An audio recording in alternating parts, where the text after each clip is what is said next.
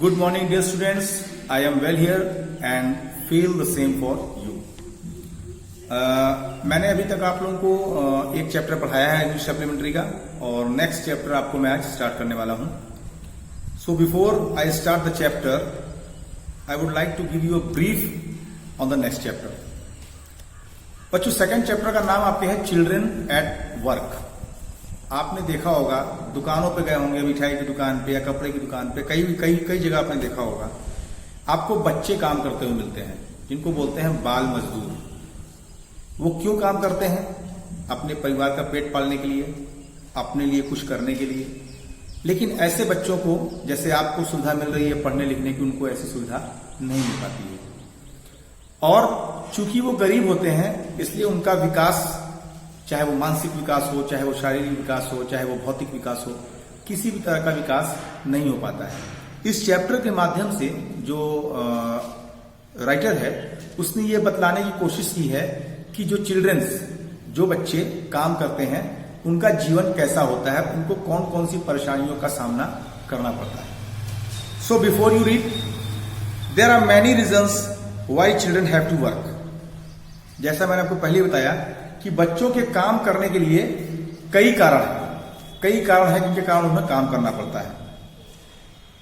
Some help their family make a livelihood.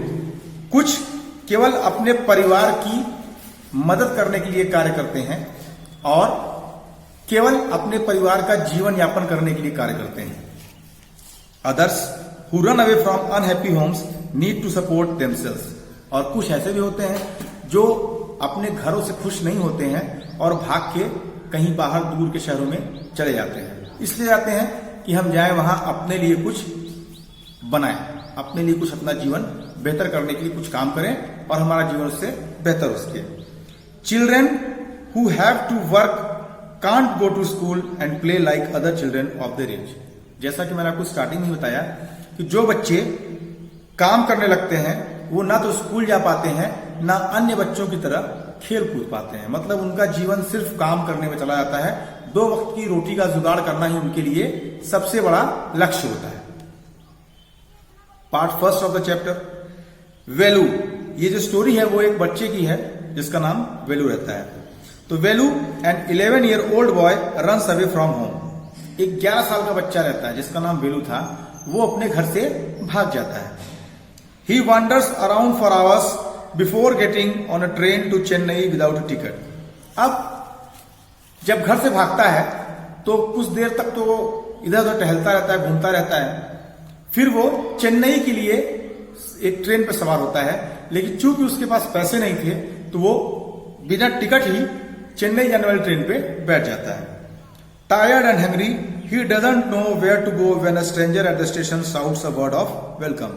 अब ना बेचारे के पास पैसे थे, ना कुछ खाने का सामान था, थक चुका था, भूखा था और कुछ समझ ही नहीं पा रहा था. अब एक अनजान शहर में पहुंच जाओ आप, जहां आपको जानने वाला कोई ना हो, आप कभी उस शहर में गए ना हो, तो आपको ये तो समझ ही नहीं आएगा मुझे कहां जाना है, क्या करना है.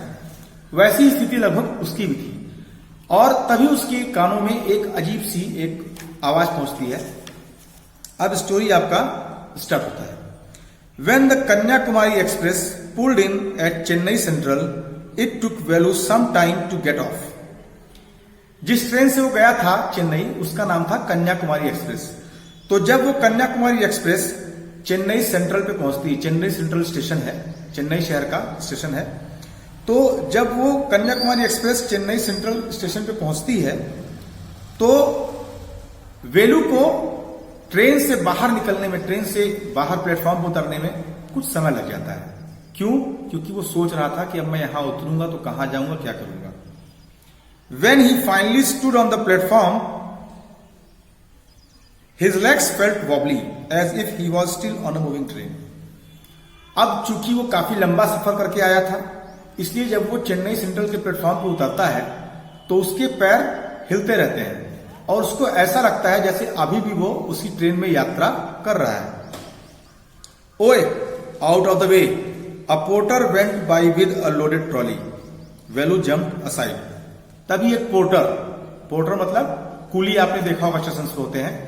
तभी एक कुली उसकी जस्ट बगल से एक ट्रॉली में, एक ठेले में सामान रख करके ले आता रहता है, तो उसको डांटता है, ओए आउट ऑफ द वे, रास्ते से हट जाओ। वेलू तुरंत कूद करके किनारे हो जाता है। He sat on a bench on the platform putting his small bundle down. छोटी सी पोटली लिए रहता है जिसमें उससे कुछ कपड़े होंगे या जो भी सामान वो लेके गया हो। तो अब वो क्या करता है, वहीं पे एक स्टेशन पे ही प्लेटफॉर्म पे एक बेंच रहती है, तो वो अपनी पोटली को उसी बेंच पे किनारे रखता है और वहां पर बैठ जाता है। In all his 11 years he had never seen so many people except once a year at the fair in his village।